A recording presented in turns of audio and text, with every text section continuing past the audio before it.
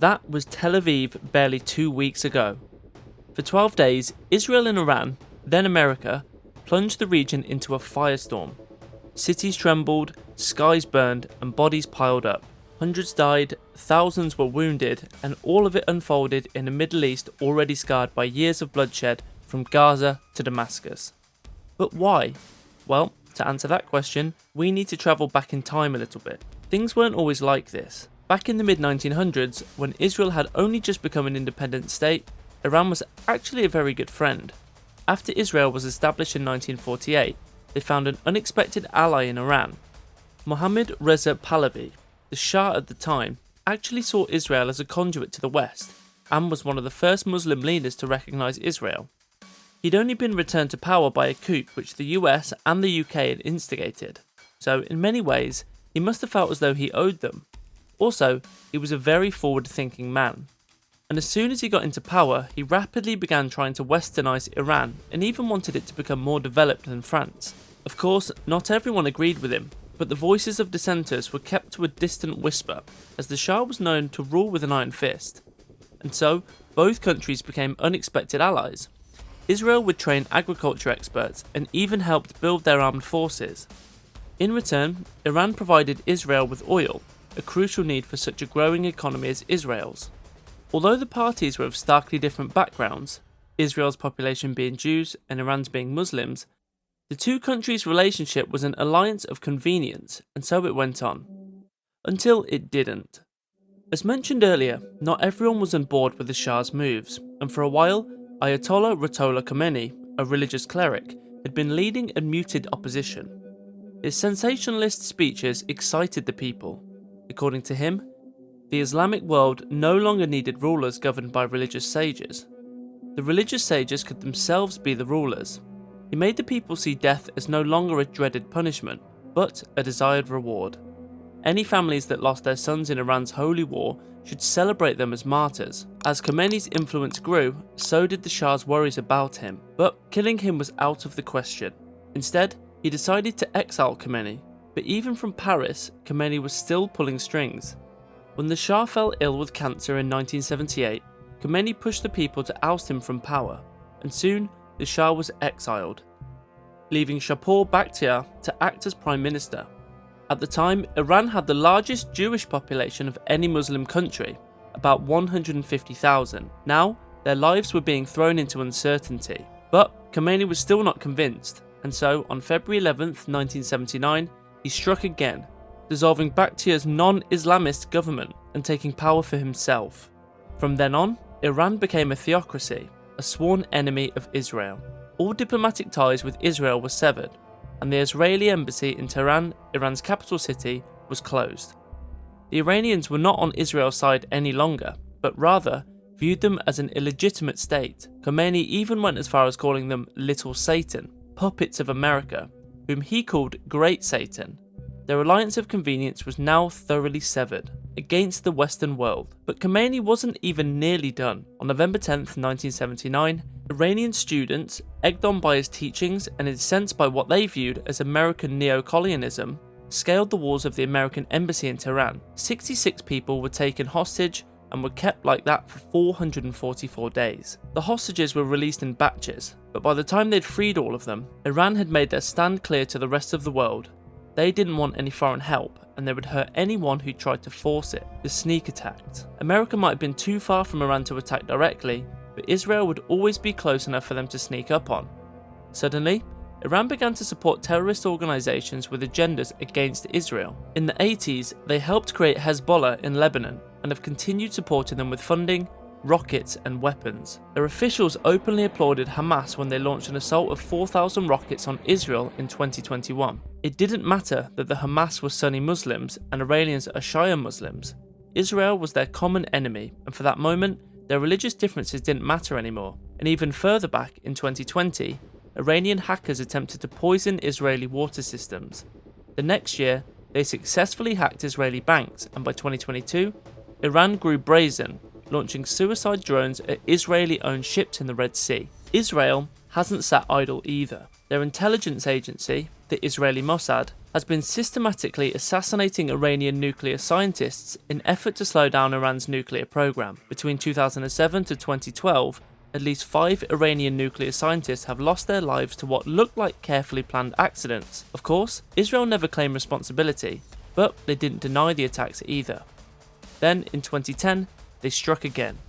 This time their victim wasn't a solitary scientific genius, but rather a full Iranian nuclear facility. The weapon was Stuxnet, a computer worm Israel built with help from US intelligence. It infiltrated Iran's Natanz nuclear facility and caused the uranium centrifuges there to self-destruct. Once infected, the Iranian nukes basically began breaking themselves. This would be the first time a digital weapon would ever be recorded to cause physical destruction. But it gets even worse. On the 31st of January 2018, less than 24 Mossad agents infiltrated a secret warehouse in the Karazak district of southern Tehran and stole 100,000 documents. The documents contained paper records and computer files documenting the nuclear weapons work of Iran's Ahmad project between 1999 and 2003. Iran was embarrassed in front of the rest of the world. Before then, they'd claimed the Ahmad project was mainly for developing nuclear energy, and that they hadn't conducted so many high explosive tests. But with the documents out in the open, Iran's credibility fell to smithereens. Trump, in his first tenure as American president, exited the Iranian nuclear deal some months later, in May 2018, citing their two-facedness and the unfair nature of the deal as his 13th reasons why. For the next couple of years, the rest of the world could only watch as Israel and Iran continued fighting their proxy war tucked beneath layers of diplomatic denial and veiled threats. After giving prior warnings, they struck the US Al Udeid air base in Qatar, its largest military installation in the Middle East. An actual battle. But soon, both countries grew weary of playing cloak and dagger. And so last year, 2024, the Big Bang happened. For most people, Israel already seemed to have their hands full with the Gaza genocide. But then on the 1st of April, 2024, Israel conducted an airstrike on the Iranian embassy complex in Damascus. 16 people died, including 8 Islamic Revolutionary Guard Corps officers and 2 Syrian civilians. Furious, the Iranian military decided to hit back with airstrikes of their own. Barely 2 weeks later, on the 13th of April 2024, the Iranian military launched its Operation True Promise, directly attacking Israel from its own soil for the first time. More than 300 standoff weapons were fired, including at least 170 aerial drones, 30 cruise missiles, and 120 ballistic missiles. This was the largest single drone attack ever recorded, and the Iranian government talked it up as a success. But in reality, Israel's air defense had destroyed many of the weapons before they ever reached their targets. June 2025. But no matter how surprised the events at the consulate left us all, nothing could have prepared anybody for the carnage both countries had on display this June. It all started on June 13th, when Israel launched sustained airstrikes on multiple Iranian sites, including its nuclear and military facilities. Top military figures, including Chief of Staff of the Iranian Armed Forces, Mohammad Bagheri, and Chief Commander of Iran's Islamic Revolution Guards Corps, IRGC, Hossein Salami, and also prominent nuclear scientists lost their lives in those attacks. In response, Iran launched almost 100 missiles towards central and northern Israel in 2 massive barrages. Significant infrastructural damage was incurred and 41 people got injured. The following day, Israel carried out attacks on a number of Iran's western and northwestern cities, killing more nuclear experts. At this point, Iranian ally Oman announced they were pulling out of nuclear talks between US and Iran. Trump, on the other hand, announced that he'd spoken to Putin and they'd agreed that the war should end. On June 15th, Iran suffered a new wave of airstrikes from Israel. The main targets of these attacks were surface-to-surface missiles west of Iran. Israeli attacks on Iran's capital, Tehran, resulted in the death of 8 other senior commanders of the IRGC's aerospace division. The story was more or less the same the following day, as Iran's state broadcaster IRIB said one of its buildings was hit in a brutal aggression by Israel. The head of the IRGC's intelligence organization, Mohammad Kazemi, and his deputy Hassan Mohageg were killed in Israeli airstrikes on Tehran. However, the damage caused by an Iranian missile attack forced Israel's largest oil refinery company, Bazan, to announce that all of its facilities at the Haifa port had been completely shut down.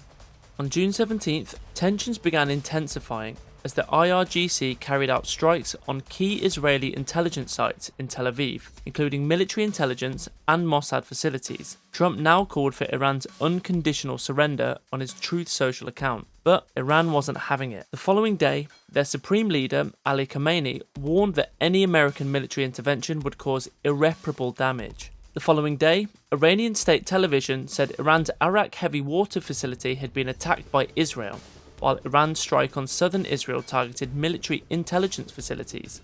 On June 21st, Israel conducted another round of airstrikes on the central Iranian city of Isfahan, home to a key nuclear research center. Then, on the 22nd of July, Trump announced on Truth Social that the United States had completed attacks on 3 nuclear sites in Iran: Fordo, Natanz, and Isfahan. According to Trump, Iran's key nuclear facilities had been completely and totally obliterated, and future attacks would be far greater and a lot easier. Iran's foreign minister, Abbas Araghchi, cried foul, claiming the US attack on Iran was outrageous and a grave and unprecedented violation of fundamental principles of the Charter of the UN and international law. He said that Tehran reserves all options to retaliate. Ceasefire. The following day, Iran responded to the US in kind. After giving prior warnings, they struck the US A-1 Udeid air base in Qatar, its largest military installation in the Middle East. However, thanks to the warnings, the facility had been evacuated beforehand and no casualties were recorded. Finally, on June 24th, Trump announced on his Truth Social platform that Israel and Iran had reached a formal agreement to implement a complete and total ceasefire, marking what he called the end of the 12-day war. Trump said the ceasefire will initially last 12 hours, during which the opposing sides will maintain a posture of peace and respect. According to the figures released by Iran's health minister, Mohammad Reza Zefargandi, 606 people had already lost their lives, with another 5,332 others injured. Between 28 to 30 Israelis had been killed, and around 3,200 more have been injured. The far-reaching effects. But beyond the injuries to human life, the effects of this war ran even deeper. Every day the fighting went on, Israel lost $6 billion as their infrastructure, agriculture, manufacturing, and airspace operations took severe hits. At the same time, they were burning through $725 million, having spent more than double that amount within the first 48 hours of the fighting. The conflict also saw Israel's GDP shrink from 3.3% to 1.7%. And as is always the case with war, it wasn't just the warring countries who were affected, the rest of the world felt it too. Stock indices such as the US S&P 500 and Europe's Stoxx 600 fell by around 2%. Trouble around the Strait of Hormuz made oil prices heighten, with Brent crude almost hitting $79 a barrel. At the same time, maritime insurance costs spiked by 30%, further disrupting an already shaky global supply chain. What could happen next? And now, Iran's busy holding a state funeral, and Israel had turned back its attention to the conflict in Gaza. But although both countries swear they've raised the white flag, things could go from 0 to 100 very quickly. All it would take is one person violating the ceasefire and we could have a full-blown war on our hands all over again. The problem, however, is that this time things would be starkly different. Israel might have the Western world on their side, but Iran's allies too have quite the bone to pick against the US. Already, both countries have accused each other of breaching the ceasefire, and Trump even had to scold his close ally, saying they didn't know what the f*** they're doing. You know what, we basically have two countries that have been fighting so long and so hard that they don't know what the f*** they're doing. Do you understand that? On his trip to a NATO summit in Europe. But here's the thing, we all know how bogus he can be sometimes, and so it begs the question, how much influence does Trump really hold over these two countries? And if things do degenerate, can he really stop them from getting out of hand? At the end of the day, both claim to have achieved their goals through the fighting. But then you look at the carnage that's happened, and there's only one question. Was it really worth it? Burning through all that money, letting so many people die. It's a real head scratcher, but what are your thoughts on the whole conflict? Let us know in the comments. Also, before you go, we've made a video on how just one phone call might have ended another war on the other side of the world.